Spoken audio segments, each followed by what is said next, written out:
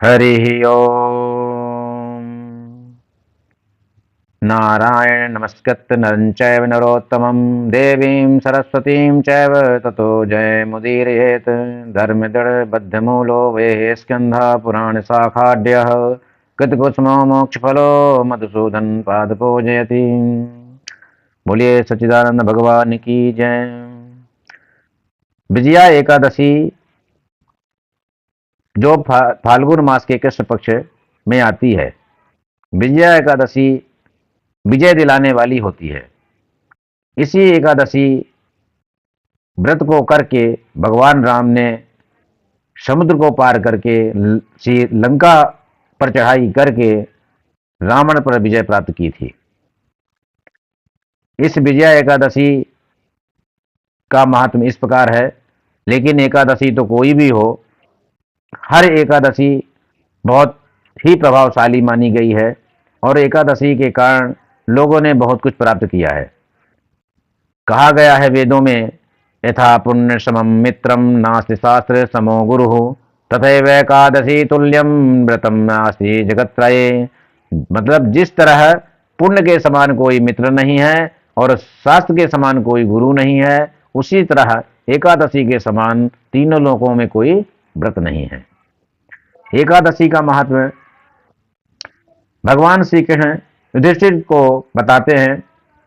युधिष्ठिर एक बार भगवान श्री कृष्ण से विनम्रतापूर्वक उन्होंने विजया एकादशी का महत्व पूछा, तो भगवान श्री कृष्ण ने एकादशी का महत्व बताते हुए युधिष्ठिर से कहा, ये विजया एकादशी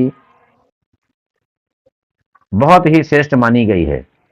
ये एकादशी का महत्व इस प्रकार है कि एक बार भगवान राम जब वनवास का समय काट रहे थे और उनके पत्नी सीता का हरण हो गया था, तब भगवान राम कवि दल के सहित सिंधु तट पर पहुंचे और वहां जाकर उनको भी समझ में नहीं आ रहा था कि समुद्र को कैसे पार किया जाए।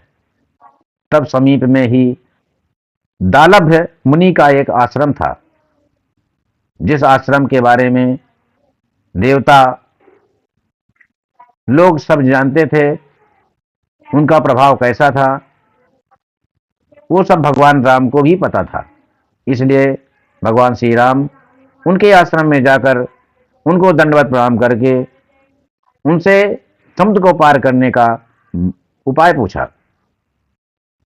तब दालभ्य मुनि ने उन्हें बताया कि कल एकादशी है और एकादशी का व्रत करके आप जो है समुद्र को पार करके रावण पर विजय प्राप्त कर सकते हैं। भगवान ने एकादशी का व्रत किया और रात्रि में जागरण किया। सुबह होने पर उन्होंने पूजन किया और ऐसा करने के बाद उस एकादशी के प्रभाव से भगवान श्री राम ने समुद्र को पार करने के लिए एक पुल बनाया और पुल से उन्होंने समुद्र को पार किया और रावण पर विजय प्राप्त की। ये कथा भगवान श्री कृष्ण ने युधिष्ठिर को सुनाई और ये भी कहा, ये कथा मैं तुम्हें इसलिए सुना रहा हूं क्योंकि तुम धर्मात्मा हो।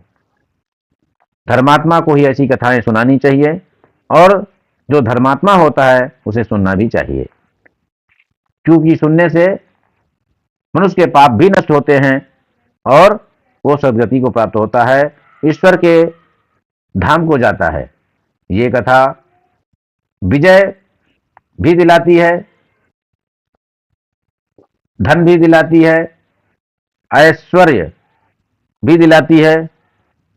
इसलिए इस कथा को हमेशा सुनना चाहिए और इस व्रत को भी करना चाहिए। यह कथा स्कंद पुराण में वर्णित है।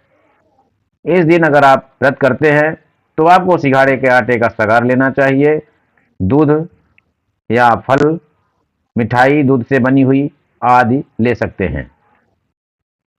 इस एकादशी का महत्व इस प्रकार है कि आप समझ जाइए कि एकादशी करने का महत्व वेदों में बताया गया है।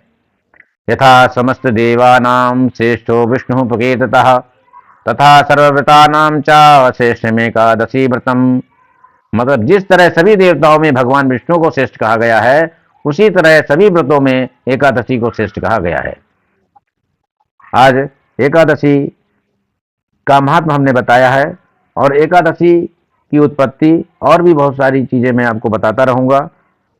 और मैं आशा करता हूं कि ये एकादशी का महात्मा जो मैंने आपको सुनाया है ये आपको जरूर पसंद आएगा, और अच्छा लगे तो जरूर लाइक करिएगा, सब्सक्राइब करिएगा और शेयर करिएगा। इसी के साथ जय श्री राधे, राधे कृष्ण।